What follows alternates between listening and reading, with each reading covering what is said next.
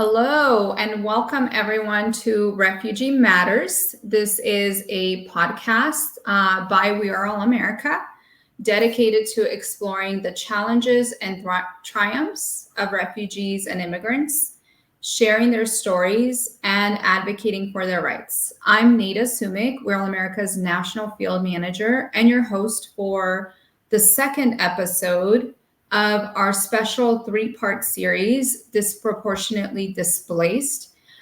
This series seeks to understand why Black people are so disproportionately displaced by war, violence, climate, and persecution. So today in this episode, we will focus on the current situation that is happening in Congo. We'll explore the historical, economic, and political factors that have led to the current crises that we've seen. We'll also examine the United States response and hear firsthand accounts from forcibly displaced Congolese people. Before introducing our guests, I want to invite you all to register for We Are All America's National Advocacy Days that are upcoming at the end of August. August 12th through the 16th during the congressional recess. It's an opportunity for you to meet with your members of Congress and their staff in person, share your story, and advocate for forcibly displaced people. So please, you can register on our website, and we'd love to see you part of that advocacy event with us. Now, I'd like to introduce our guests.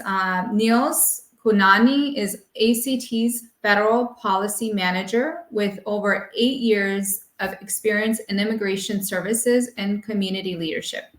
He began as an immigration paralegal and advanced to government affairs manager, developing and managing the firm's government affairs program. Nils is also active in community advocacy, serving as immigration coordinator and board of directors for the Congolese community of Washington Metropolitan, advocating for immigrant rights and supporting vulnerable communities.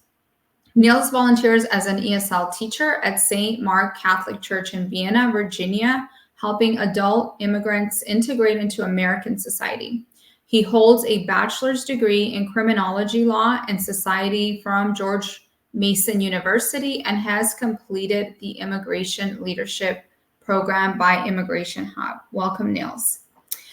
Now let me turn to our second guest. Ally Ntumba is the Refugee Congress Delegate for Indiana, born in the Democratic Republic of Congo. Ally arrived in the United States in 2013 after fleeing conflicts and civil war. Ally has over 10 years of experience in nonprofits and youth organizations. He specializes in human rights, peace initiatives, and conflict resolution. He works as an employment specialist at Exodus Refugee Immigration Services and co-founded Congo American Bridge, a nonprofit in Indiana.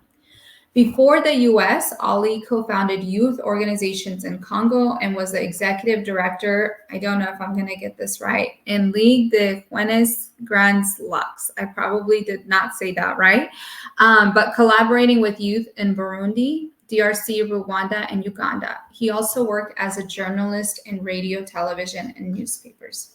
So welcome to both of our guests, and I'd love to turn it over to you, Nils, to kick us off, and maybe if you could share a brief overview of Congo's history and the key events that have contributed to the current crisis we see play out. Thank you. Thank you so much, and happy to be here. Congo today is the second largest country in Africa, and Congo is one of the richest countries in not only on the continent but in the world, referring to in terms of natural resources, even human capital or human resources. When looking at the current situation in the DRC, it's very unfortunate because it does not reflect the wealth of the country, does not reflect the natural wealth of the country, and then it doesn't reflect what the Congolese people aspire to be. The conflict in the DRC currently is one of the deadliest in modern history, with over 7 million killed and over 8 million displaced. And displacement crisis in the DRC is also one of the largest in the world. So now the question is, how did we get to that? So when we briefly about the history of that conflict, everything started in the 1990s with what usually well known is the genocide in neighboring country Rwanda in 1994, and the region was confronted with ethnic tensions, as most of our listeners will recall, and what we're seeing today in the DRC is a result of that those tensions and that the genocide or the conflict during that time that were those conflicts that were not handled properly. We saw in 1994 a large number of people, refugees, entering the DRC with weapons, arms, and today the whole region in the eastern part of the DRC has been proliferated by arms, weapons. Today, there is over 100 armed groups that are controlling different parts of the country in eastern DRC, and all of that is due to the fact that the genocide and the aftermath of the genocide in neighboring country Rwanda was not handled properly, and that led to the proliferation of arms, weapons, and armed groups, and creating total chaos in that part of the country. And that's where we are today. And the conflict, as I mentioned, started in the 1990s, 1994. So the conflict is also one of the longest on the continent and in the world. So that's how we got to the very unfortunate situation and then the sufferings of the Congolese people that we're seeing today. Thank you so much for that that overview, Nils, around the historical concept of what's been happening since the 90s. Could you share a little bit more about like the current environmental and political landscape? What is happening now? Yes, for the environmental side, as you probably know, the DRC had a volcano eruption in 2021, and that displaced over 400,000 people. And we have about 100,000 people that are still displaced. And there are floodings every now and then throughout the country that continue to kill and displace people. So the DRC is also dealing with or going through environmental disasters. In terms of the political situation, of course, with the insecurity, the armed conflict in the eastern part of the DRC, and with the proliferation of arms and armed groups, the political situation is also not at the point where we want it to be. There's still tensions. We have seen in recent years that there seems to be a democratization process. We have had a few elections, but there are still tensions as the legitimacy of some of the people that are being elected, that were elected, or is still being questioned. And also, there are serious concerns about the human rights issues. And we're seeing that advocates and human rights activists are still being repressed. So that's another point of concern for most people when looking at the political situation in the DRC. But overall, the DRC is still contending with political instability and environmental disasters. Thank you so much, Nils, for that overview of what the historical context and what's happening now. Ali, I'd like to turn over to you. Why do you think Black people, including Congolese, face such disproportionate displacement compared to other groups that we see? And how do you see the international responses to the crises in predominantly Black countries compared to those in other regions? First of all, thanks, Nell, for this presentation. And I think everything is again back from what Nell said right now. This conflict also should back date since colonial period. When you go back to Congo history, you'll see that there was a movement called the Mission of Immigration of the Banyarwanda in Congo. And it is, I already said, it is the problem is where the problem started, because that mission brought people from Rwanda to Congo during the colonial period to work in Katanga, where we do have a big company called Chikamin. And today, everything you look in Congo is based on what people say minority, tribe, and this starts since the colonial period. Actually, if you look, people who are leading those army groups in Congo since 1994, as I said, those one belongs to those people who spoke Kinyarwanda. And this has been used by neighbors country like Rwanda and Uganda to come to invade Congo because they say they are protected minority, which is not true. So what we get a lot of people displaced, or we get a lot of people moving around Congo, and what is the role of international community? Unfortunately, I'm telling you, when those people, the Hutu refugee, cross the border to come in Congo, it was on demand of international community, seeking to Mobutu was a former president during 33 years, asking him to allow those people to come to cross the border. It was not by Congolese invitation, and Congolese didn't have any plan to bring a refugee to come in Congo. And when you look, until now, the UNHCR is not able to tell people how many refugees Hutu are in Congo right now, and how many Hutu have been UNHCR have been able to take back in Rwanda. So, and that is a problem. We don't see any international engagement when it comes to Congo.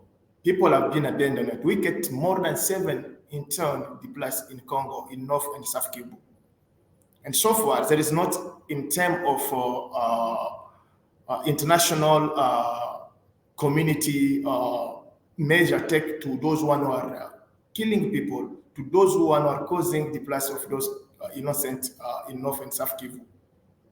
No later than 2 months ago, there was in Goma, not far from Goma, in Isake. It is about 27 kilometers from the Goma city, where there is a small, where there is a large displaced camp.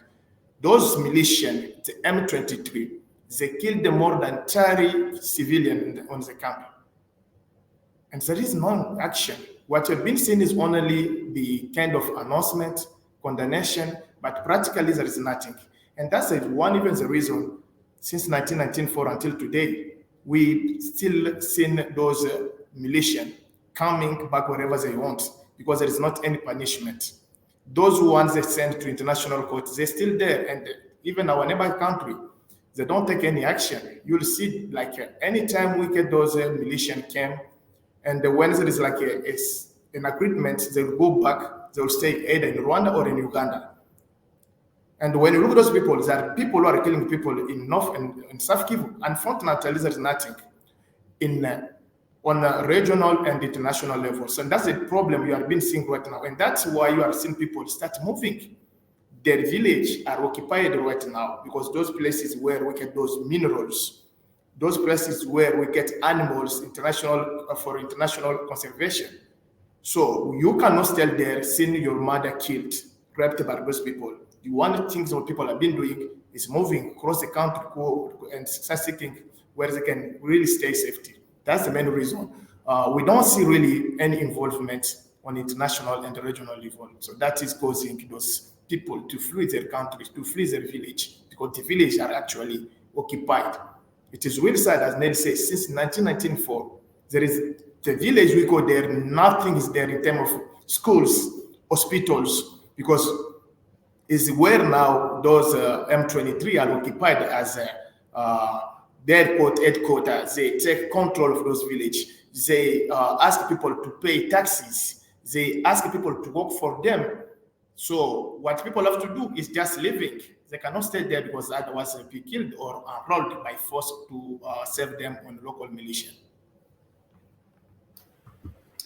Wow. Ali, one of the things I heard you say was the inaction from the international communities, right, to what's currently happening. And also, I think being someone myself as a forcibly displaced person, like it's so important to understand the context of what's happening between different ethnic groups, right? Because people overlook that, right? And I know it happened in my own country, you know, in terms of displacement and conflict. This next question is to either of you. Can you share a story or experience that highlights the struggles and resilience of Congolese people for those who are seeking safety? I can start with that question. The first thing, yes, as I said, is really that, you don't know your future first. This one, I grow up young. Today I'm getting old one, and we still sing the same thing. People struggle every single day. And the bad thing now, even where we got to go to seek for our safety, it become really dangerous for us. Because those countries are the one who are now attacking our country, Rwanda and Uganda. And if you look on the map, most of refugees who cross the border from South and North Kivu, that's the first thing. Where to go? As you know that where we are supposed to go is those people who are arming, who are sometimes, according a lot of UN report, that is sure that clear. Last week, the UN just published a report that the M23 is majority composed by Uganda Army and the Rwanda Army. And it is those two places, when you look on the map, it is where we get a lot of refugees from Congo and from North and South Kivu. That's the first thing. So, and the other thing is there is nothing we can do staying where people are being killed and where people, they kill people every single day. Even, as I said, we get more than 7 million people inside of Congo. Those one have decided to die in Congo because there is not any choice, because they don't know where to go. And what happened? If you are internally displaced inside of Congo, there is not any humanitarian assistance. That's the first thing. People have been out of the country, they'll spend more than 5-10 years before they get to be sent to another countries. You'll see most of those young people when they come here in the USA, they don't have any education background because they'll spend more than 10-15 years on a refugee camp where there's not any education. So those two things make really the Congo conflict really complicated. They make that really complicated. And I already said that sometimes when I'm just down, when I'm looking around the map, when I look at the countries, refugees, the way they take the Congo conflict or the Congo refugees is totally different. It's not human. And we are sometimes asking ourselves what we did to the world to be abandoned. We are just surviving because there is people, nice people, friend of Congo, but in terms of general support from what the government, international organization, we don't really see that. That's thing people have been living every single day. That's things we are living right now. You go to Goma. Goma is a city of 1 million of population. That's totally abandoned. The UN went there with a large budget on the world, but they could not even stop that militia to take control of Goma. The M23 are just about 5 kilometers from the main city of Goma. And we get there, all the international UN peacekeepers are there in Syria with billion of dollars spending be handed them by the international community, but in the ground, nothing is done. So those things, as I say, is totally makes the situation really complicated for everyone Congolese living on North and South Kivu. Thank you, Ally. Nils, is there anything you would like to add? Yes, very quickly. And adding to what Ali said, the sufferings of the Congolese people, it's getting, the sufferings are getting worse every day. But in terms of the resilience of the people, is remarkable.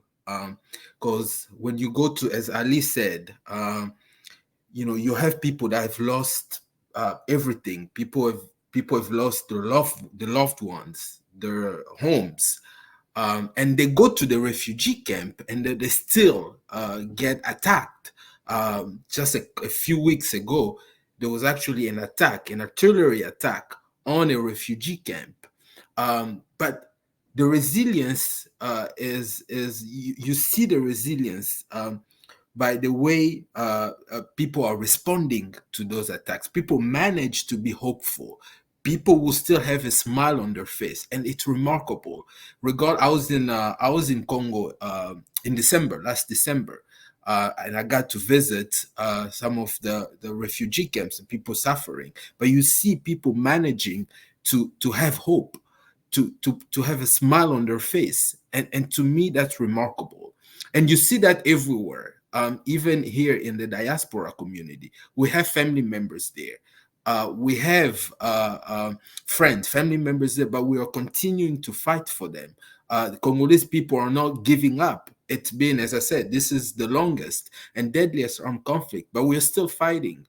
And today there are actually groups, young people that are ready to fight for their countries. When you go to the eastern part of the DRC, every day young people are joining the army because they want to fight. They want to put an end to this cycle of violence. So all of that speaks to the resilience, the courage of the Congolese people, and that is truly remarkable.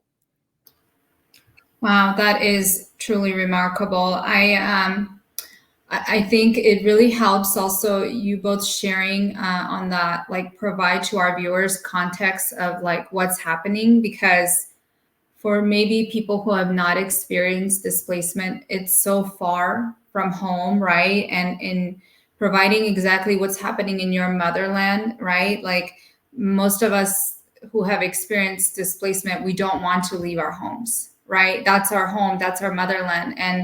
And you both also speaking around resilience, right? Like I think that refugees are some of the most resilient individuals from all of the conflict and displacement that we go through. So thank you for sharing that. I'm curious in terms of the U.S. policy and foreign policy, are there any specific actions or policy that the U.S.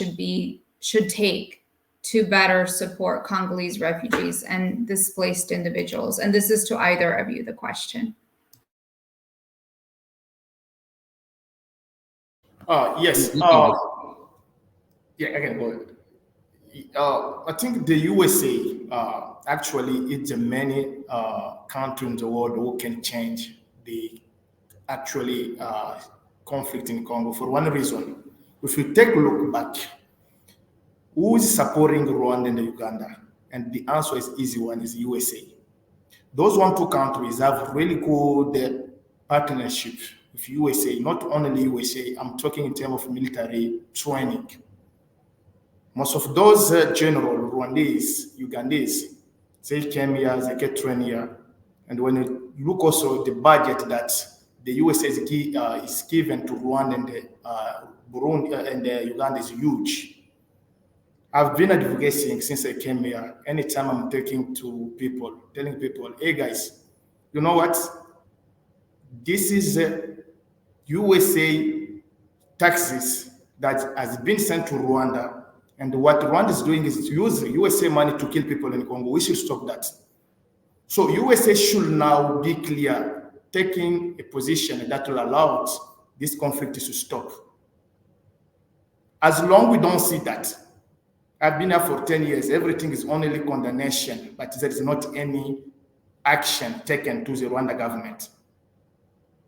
The UN report is there, it's not my report. I'm talking about what was published by UN experts about Rwanda being in Congo, not Rwanda supporting M23, because the M23 is only the shadow, the umbrella of Rwanda army in Congo and Uganda. Why those people cannot be sanctioned and punished, that we are asking to US government, and also to stop, as we are condemning every single day Russia and Ukraine, we should do that the same to Rwanda. Because Kagame is a small Putin in Africa. No one can touch him because he's really protected. That we are asking. With this one stop, because no one will tell me that Rwanda has the power and the money, equipment that they are taking in Congo. Last year, what was really ridiculous, the UN secretary said that the munition that the M23, those militia are using, are more sophisticated than the UN army. So when those people ask where those people are getting those minerals, guys are getting those weapons, because there is countries who are providing to them. So we are asking them to stop any kind of collaboration with those countries that are causing millions of people dying every single day. That's something we are asking. Also, we are asking also USA people to really open their eyes in what is happening in Congo. Yes, USA people have been doing, as I say, what you are carrying now in Congo is just because of friends. We are asking again more people to support, especially those refugees around the world, and to USA Congress and Senate to really pass bills that will allow change in Congo. We never seen that in terms of bills. There is nothing so far done by the USA government or Congress. That's thing we'll ask them to do. Thanks. Thank you, Ally. Nils, Yes. anything on your end? Very quickly. So I think there's a lot to do there on the foreign policy end. So we have seen the U.S., as Ali said, make statement on the situation in the DRC, but we want actions, right? We want a plan. It really seems like, when you look at the situation, when you look at the U.S. involvement in that conflict, it really seems like the U.S. does not have a concrete plan on how to deal with this conflict. But we should remember that this is the deadliest armed conflict on the continent, or even in modern history now. This is the largest displacement. And then the crisis in Congo can also affect the region, the whole Eastern African region. So this can escalate to be a regional crisis. And we don't want to deal with that. Nobody wants that. So the US should have a concrete plan on how to deal with the situation there. So Ali mentioned there are tools that the U.S. government can use. We have sanctions and any measures that the U.S. government can impose to make sure that the situation is getting to a point where it can be resolved. So that's one. We need more action there. We need a concrete plan. But also domestically, the U.S. there's so much more that the U.S. government can do, right? One option, one thing that the U.S. government can do is to protect Congolese people who are here in the U.S. So we talk about all the foreign aid going to the region or going to the continent, but what about the Congolese people that are currently present in the US that are not able to safely return home due to the dangerous conditions in the DRC? And that's why my organization is advocating for temporary protected status. So temporary protected status would allow Congolese people to remain in the U.S. legally, and will provide them work authorization so that they are not forced to return to the dangerous conditions in the DRC. And that's something that the U.S. government has the tools to do. So things like that will really show that the U.S. is not only taking this conflict seriously, but also is willing to bring some relief to alleviate the sufferings of the Congolese people. So looking at what the U.S. can do both domestically here and then on the foreign policy end is very important. But overall, we need a more active presence or active involvement of the U.S. in this conflict, because this is one of the major crises on the continent and in the world. Thank you, Neil. So what I heard you say was having a clear plan and action from the U.S. government internationally and here domestically, things like temporary protected status, expanding that and making sure that people are not being sent back to a dangerous condition. That makes sense. And I guess we're coming close to an end to our program today. If any of your viewers have questions, feel free to put them in the comment box, in the chat box. But I guess my last question for you both, and maybe 2 minutes each before we wrap up, what gives you hope for the future of Congo and its people? Maybe, Nils, we'll start with you. Yes. So I mentioned that earlier, the courage, the resilience of the Congolese people, but also the Congolese people are talented, tremendous talent. You go to any university in the US, you see Congolese people and being successful. Congolese people being successful in so many fields that are very useful to the U.S. and to the U.S. economy. So Congolese people can contribute to, especially the Congolese people here, they can contribute to the U.S. economy, they can contribute to the U.S., to the American society, and that's why the U.S. government should protect the Congolese people here, should provide them with temporary protected status and allow them to stay here legally and not being forced to return to dangerous conditions in the DRC. But so the talent of the Congolese people give me hope. I think I was born during that period of when the conflict started, and then me seeing how this conflict has gone and having that hope and continuing to fight to bring this conflict to light. Because one thing also that we should not forget, that the media, the American public, we don't talk much about this conflict, and then so it's important to bring this conflict to light. And then the Congolese people, through their talent, through their resilience, through the courage, are able today to bring this conflict to light. And that gives me hope, because once this conflict, once the sufferings of the Congolese people are brought to light, I think that's when the American public and then the world should be aware of what's going on in the DRC. So I'll say that so much gives me hope.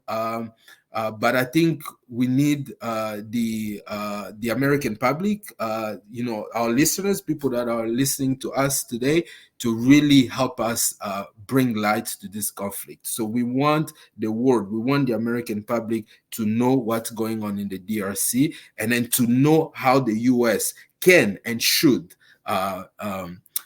get involved in helping with this with the situation in the DRC. Thanks. Thank you. Ally, I turn over to you. Yes, there is a lot of things that give me hope to see that despite what it is happening right now in Congo, people still love their country, united, fighting, and that's already giving me up. Right now, there is people who have decided to give their life for this beautiful country. You know, the one reason people don't understand this conflict was only divided people. That was the strategy used by those neighbors country. But now, even themselves, they just realize that they make big mistake. Anytime they try to divide Congolese people, they make them again strong again. And that's the reason they're not even, they have tried a different way. When I'm telling you, this conflict started in 1994, and a lot of names, but those names never changed the current situation in Congo because people are united for the Congo. So that gives me really hope. And the last 2 years, there is a lot of change. And this change, when we look at it, came by Congolese people, not by the Congolese government. A lot of action have been made out of the country. People have been talking, meeting with president, meeting with those international organizations, and we have been a lot of change. And we hope that one day there will be totally change on our country. So we're still hoping on that country, and we still believe that Congo is a beautiful country, a peace country. We don't know those things that people try to bring in Congo about discrimination, xenophobia. This is not Congo. When you look at our story, we are the one country in Africa that has received a lot of people from our neighbors' country. The Congo was actually where everyone was coming for studying, people was coming to work on our minerals, but today they try to destroy that, but we're still hoping that we'll get our place back on the world one day. Thank you. Thank you so much, Ally and Nils, for this informational session on disproportionately displaced people from Congo and what's happening. It really provided an overview of what's going on and what could be done in terms of policy and actions domestically and internationally. So I want to thank you both for your time for being here today. And I want to also thank our viewers for tuning in. We will continue to have our Refugee Matters sessions and stream them every few weeks. Thank you for tuning in, and that will conclude our Refugee Matters session for today. Thank you. Thank you.